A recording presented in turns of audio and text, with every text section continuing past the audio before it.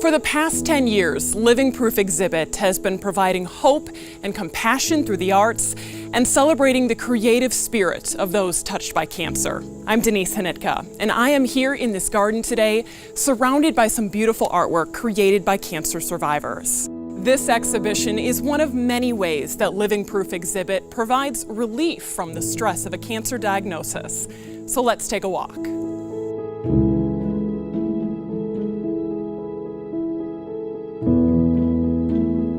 Our stroll through the garden today is our visualization of hope. I want to show you this first piece. It's by Linda Sykes. It's a watercolor monotype called A Blustery Blue Storm. Perfect name because you can really feel the movement in these clouds. Now over here, this piece is by Terry Reinhardt. She created this negative space acrylic during one of the Living Proof Exhibit's creative sessions. And over here, Judy Heath has a watercolor that's called Bromeliads on Fire, and it just explodes with color and energy. Art has been a part of her life since she was a child. She soon learned that seeing things with an artist's eye is very different than it is for those who don't. Judy says we see everything in values, depth, and relevance. We are cropping and pasting constantly everything we see. Seeing the reflection in a small puddle at the side of the road is overlooked by most, but not an artist. Mentally, we're seeing the color value and depth and feasibility of incorporating it into a painting down the road. Judy was diagnosed with breast and lung cancer in 2017, and for a year and a half, those treatments quashed any feelings of creativity that she had, until she took a once-in-a-lifetime trip to Italy, and when she returned, she was ready to paint again. Art has always been such an important part of her life. Now for our first photograph in the collection. The artist of this photograph is Pat Dilla. It's called Clouds Over the Prairie, and it offers a quiet time of solitude, especially as your eyes get lost into those deep, dark grays. Now, contrast this quiet tone with this piece over here. And how about a little whimsy on our walk as we take a look at this watercolor piece? This is Peter Rabbit by Sue Lemon.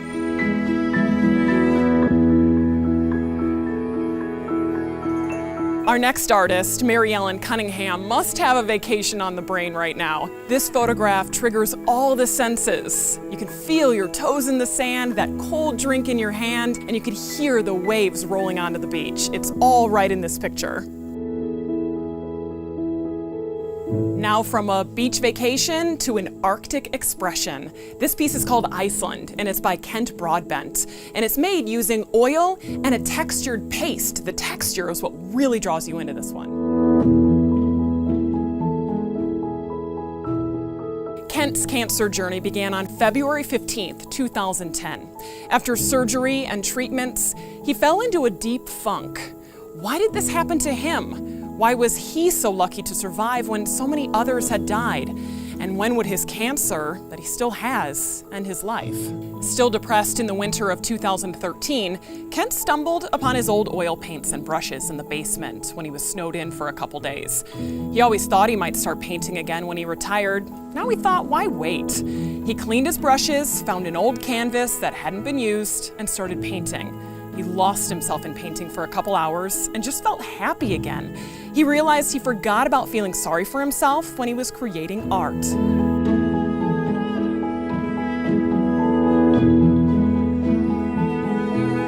Art comes in many forms, including in the form of jewelry. Marla Anditch created this necklace and earring set using a polymer clay and a wire wrapping. This next photo is just as relaxing as the beach. Pamela Crouch's photo of Cooper is such a good reminder of how important our pets are in this process to keep us calm when we're feeling stressed, and Cooper's been on Pamela's side every step of the way.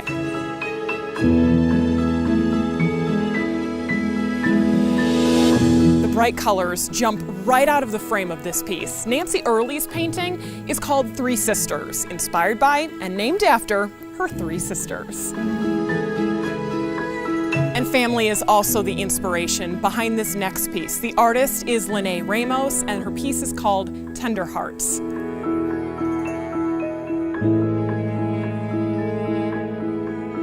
There is inspiration in every inch of this piece called Focusing the Power. It's a mixed media collage by Teresa Saltzman. She created it in one of the creative sessions at Living Proof Exhibit.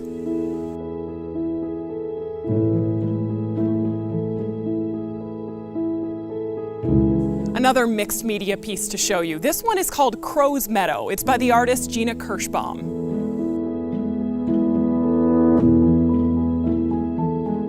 As a child, Gina was always drawing, coloring, painting, and creating. It was her thing. As an adult, though, life took over and her art was put aside. Married with 3 boys and a full-time job, there was just no time for her art, although she squeezed in creativity when she could. In 2008, cancer took over Gina's life. Diagnosed with stage 3C melanoma, she spent all of her time and energy doing everything she could to live. The cancer came back 2 more times. No longer able to work, Gina says she found herself bored and depressed. Then she found art again. Art gave me back my life, she says.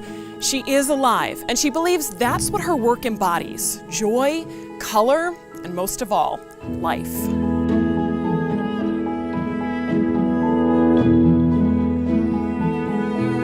Carol Brandt used glass mosaic on stone as a form of meditation during her cancer treatments. This piece came together as Frog.